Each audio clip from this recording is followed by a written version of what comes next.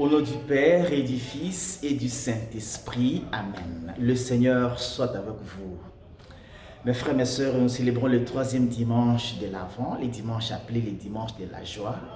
Effectivement, parce que les textes qui nous sont proposés en méditation ces dimanches nous invitent à la joie, à être dans la joie du Seigneur. Dans la première lecture tirée du livre du prophète Isaïe au chapitre 61, versets 1 et 2, puis versets 10 et 11, il s'agit de la mission des serviteurs et la réaction des bénéficiaires de cette mission. La mission, l'Esprit du Seigneur est sur moi parce que le Seigneur m'a consacré par l'onction. L'Esprit du Seigneur sur lui, ça montre l'intimité qu'il a désormais avec le Seigneur, c'est-à-dire son serviteur, c'est lui qui est envoyé pour annoncer la joie, pour annoncer la consolation. Il va annoncer la bonne nouvelle aux humbles, guérir ceux qui ont le cœur blessé, libérer les prisonniers. C'est comme un plan de salut de Dieu, qui est la mission de son serviteur. Tu es humilié, tu as un cœur blessé, tu es emprisonné par le mal, tu es humilié, tu es déshonoré par le monde. La gloire du Seigneur se dirige vers toi. Prépare alors ton cœur pour que ton image soit rétablie, pour que la gloire du Seigneur se manifeste en toi. Et la deuxième partie, c'est j'ai tressaille dans le Seigneur, parce que le Seigneur lui a fait porter le diadème, le Seigneur lui a donné la gloire, le Seigneur a changé son image. D'ailleurs, le verset 9 dit, la descendance sera connue dans toutes les nations et son nom du milieu de tous les peuples. Parce que le Seigneur a réhabilité, le Seigneur a donné la gloire, le Seigneur a honoré. Alors il faut se réjouir. Si le monde t'humilie, si le monde te déshonore, si le monde te descend, te diminue, le Seigneur t'élève. C'est le monde qui te déçoit, ce n'est pas Dieu qui te déçoit. C'est le monde qui t'humilie, ce n'est pas Dieu qui t'humilie. Tu n'as pas raison de démissionner, de croire. Continue à croire et à te réjouir parce que ton Rédempteur est vivant.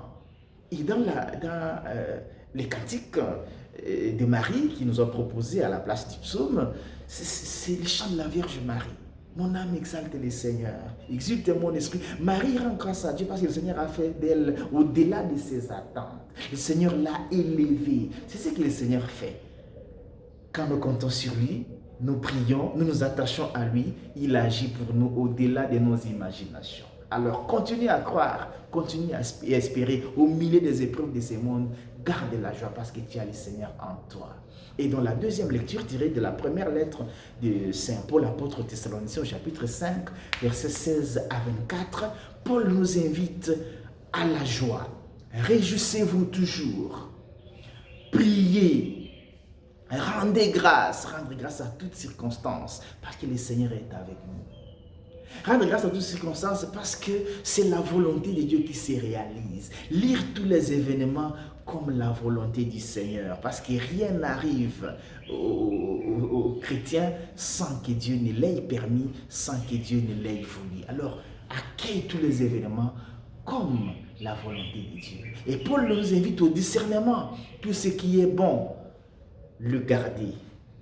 Éviter toutes sortes de mal. C'est ce courage qu'il faut demander, savoir éviter le mal. Au milieu de ce monde en déroute, savoir éviter le mal et faire le bien, garder le bien et rejeter le mal, fuir les occasions du péché. C'est ce que Dieu attend de nous.